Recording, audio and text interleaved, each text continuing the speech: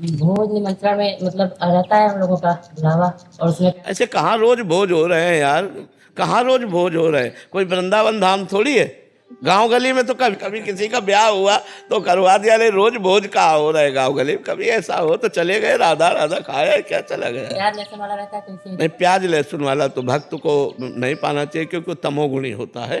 तो वो बता दे भाई कि हम प्याज लहसुन नहीं पाते हैं, तो बात है। नहीं तो जैसे गांव में हमारे प्याज लहसुन पड़ा निमंत्रण होता था जिसमें भोजन बनता था, तो खीर में प्याज लहसुन नहीं होता, गुलाब जामुन में प्याज लहसुन नहीं होता। तो हम बैठ गए पंगत में और बस भाई ये रख दो, अगर वो एक गुलाब जामुन एक कटोरी खीर दे देता पर्याप्त, तो भैया हम उसको पा के अपना निमंत्रण भी पा लिया। बहुत बुद्धि से काम लेना चाहिए। हाँ, पूरी खीर और क्या बढ़िया। पूरी में कोई प्याज लहसुन थोड़ी बड़ा होता है यार। बिल्कुल ऐसे ही चाहिए, ऐसे ही चाहिए। मान लो हम टेबल में बैठे हैं, अब होटल वाले का है दोनों चीज़ परोस, तो हम अपने टेबल में रोटी दाल खा रहे हैं, वो यहाँ मांस खा रहा है, हमें कोई परेशानी नहीं। भैया तुम्हारा तुम्हारा भोजन, हमारा हमारा भोजन, हमको अपने काम से मतलब। राधा राधा राधा। हम पृथ्वी थोड़ी बांट लेंगे, ऐसे मेज नहीं बांट लेंगे। हमारे सामने आ गए, हम अपना पा रहे हैं, राधा राधा राधा। तुम जो पा रहे हो हम देख ही नहीं रहे, समझ ही नहीं रहे। संसार में जीना है तो ऐसे चलना पड़ेगा, अपने को छुपा के और अपने को संभाल करके चलना होता है। हम गलत नहीं करेंगे, आपको जो खाना पीना हो वहीं खाए पिए, हमें कोई परेशानी नहीं। वहीं खाए पिए, हमें कोई परेशानी। हमारा लक्ष्य होना चाहिए कि नहीं खाना पीना, बस उतना भाव। कभी कभी लगता है कि हम सामने वाले को सुधार देंगे, नहीं सुधार पाओगे। अगर वो सुधरना चाहता है तो सुधर सकता है, अगर सुधरना ना चाहे तो भगवान भी नहीं सुधार पाए, दुर्योधन को कहाँ सुधार पाए? समझा तो रहे थे, समझ पाए? बोले 5 ही गाँव दे दे, बोले सुई की नोक बल नहीं देंगे, बोले अब मरोगे फिर। बोले देख लेंगे, युद्ध होगा। और महाभारत युद्ध हुआ। भगवान ने कहा कि भाई तुम्हारी शर्त थी 12 वर्ष का वनवास और 1 वर्ष का अज्ञातवास, ये पूरा होने के बाद आप पूरा राज्य दे देंगे, अब आप राज्य दे दो। तो बोले नहीं देंगे। बोले आधा राज्य दे दो, इंद्रप्रस्थ में राजा बन जाएंगे युधिष्ठिर, और हस्तिनापुर में आप हो जाओ। बोले नहीं देंगे।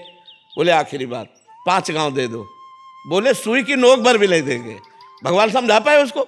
अगर नहीं समझना चाहता सामने वाला तो भगवान जगत गुरु श्री कृष्ण नहीं समझा पाए, हम तुम तो उनके अंश हैं, हम कैसे समझा पाएंगे? राधे राधे महाराज जी। महाराज जी, मुझे गुस्सा बहुत आता है। उस स्थिति में सामने वाले को उल्टा सीधा कह देती हूँ। कुछ समय पहले पति के गलत व्यवहार से क्रोधित होकर मैंने नहीं, उसको उसे बोल दिया। गुस्सा किसी का भी मंगल नहीं करता, ना अपना मंगल करता है ना दूसरे का मंगल करता है। गुस्सा में अपनी भी हानि होती है, हृदय जलता है, और क्रोध से गलत शब्द निकल जाए तो सामने वाले का हृदय जलता है। हमें लगता है जिस समय गुस्सा आवे उस समय मौन रहना चाहिए, दोनों दांत ऊपर नीचे के कस के दबा के बोलना नहीं, बोलना नहीं। अगर बोले तो गड़बड़ हो जाएगा, नहीं बोलना, और वहाँ से हट जाए।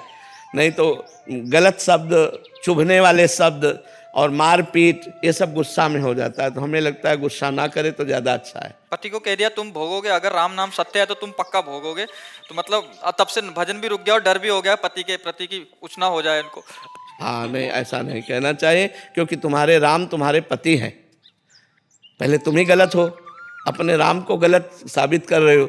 पति मेरे लिए भगवान होना चाहिए, पत्नी मेरे लिए अर्धांग होना चाहिए, तभी गृहस्थी चलती है।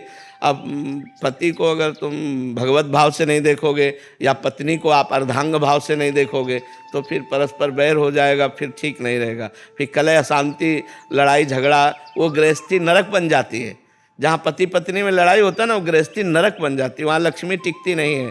इसलिए हमें चाहिए दोनों को सही ढंग से चलना चाहिए, भगवत भाव रखकर चलना चाहिए। जब गुस्सा आवे तो चुप हो जाना चाहिए, गलत नहीं बोलना चाहिए। हाँ जी, मैं ऐसे कुछ गलत नहीं करती, वो छोटी छोटी चीज़ों में मतलब कभी कभी ऐसा होता है कि बहुत ऐसा नाराज़ हो जाते हैं। छोटी छोटी बातों में सहन करना सीखे। छोटी छोटी बातें ही बड़ा रूप ले लेती हैं, छोटी छोटी बातों में ही बड़ा उपद्रव होने लगता है। हम उसे छोटा ना समझें, चिंगारी को छोटा ना समझें। अगर फूस मिल गई तो वो ज्वाला बनने में देर नहीं लगेगी। क्रोध रूपी चिंगारी बहुत बड़ा अहित कर सकती है, इसलिए हमें क्रोध रूपी अग्नि को शांत रखना है। नाम जप करो, जब क्रोध आवे दांती पीस लो कि मुझे मौन रहना है, बोलना नहीं है, हट जाओ वहाँ से। जो उपाय आपको करना हो करो, पर क्रोध ना करो, क्रोध करने से हानि है। मुझे लगता है कब तक सहें, मतलब गलत नहीं है तो फिर भी बार बार नाम जप करोगे तो ये भी बात खत्म हो जाएगी, कब तक सहो। हंस के, उनका स्वभाव ऐसा है, उनका स्वभाव ऐसा है, भगवान ने उनको स्वभाव ऐसा दिया है, ऐसी भावना करके शांत हो जाना चाहिए। हम सत्संग सुनते हैं, हम भजन करते हैं तो हमको शांत हो जाना चाहिए।